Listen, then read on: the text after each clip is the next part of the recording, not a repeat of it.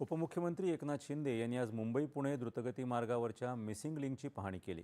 या प्रकल्पाचं 99% काम पूर्ण झालं असून 1 मे रोजी मुख्यमंत्री देवेंद्र फडणवीस यांच्या हस्ते उद्घाटन करण्यात येणार आहे। या प्रकल्पामुळे घाटातली वाहतूक कोंडी मोठ्या प्रमाणावर कमी होऊन प्रवास अधिक वेगवान, सुरक्षित होणार असल्याचं शिंदे यांनी सांगितलं। इंधन आणि वेळेची बचत त्याचबरोबर प्रदूषणातही लक्षणीय घट होणार असल्याचं उपमुख्यमंत्री म्हणाले।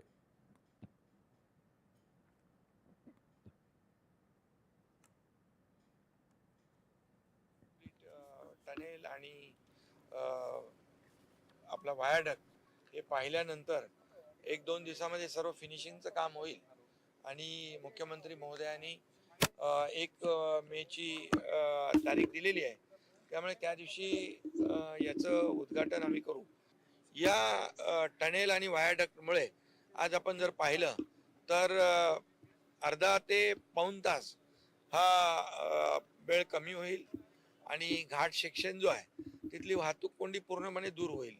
इंधनाची बचत होईल, वेळेची बचत होईल, प्रदूषण कमी होईल। या टनेलचा टोल वगैरे घेणार नाही आणि टोलच्या रकमेमध्ये वाढ होणार नाही। या टनेलमुळे पूर्णपणे अपघात कमी होऊन जातील, वेळ वाचेल, इंधन वाचेल, प्रदूषण कमी होईल आणि मुंबई पुणे हे प्रवास जो आहे हा अतिशय सुसाट होईल आणि लोकांना सोयीचा होईल। लोकांना याचा खूप फायदा देणारा हा प्रकल्प आहे। मिसिंग लिंक सुरू झाल्यानंतर घाटातली धोकादायक वळणं पूर्णपणे बायपास होणार असून प्रवासाचा वेळ 20 ते 30 मिनिटांनी कमी होईल। तसंच घाटातले अपघात जवळजवळ शून्यावर येतील असा विश्वास त्यांनी व्यक्त केला। या प्रकल्पामुळे टोलमध्ये कोणतीही वाढ होणार नसल्याचंही त्यांनी स्पष्ट केलं। या प्रकल्पात 2 भव्य बोगदे, उंच व्हायाडक्ट आणि सुमारे 182 मीटर उंच केबल स्टेड पूल उभारण्यात आला आहे।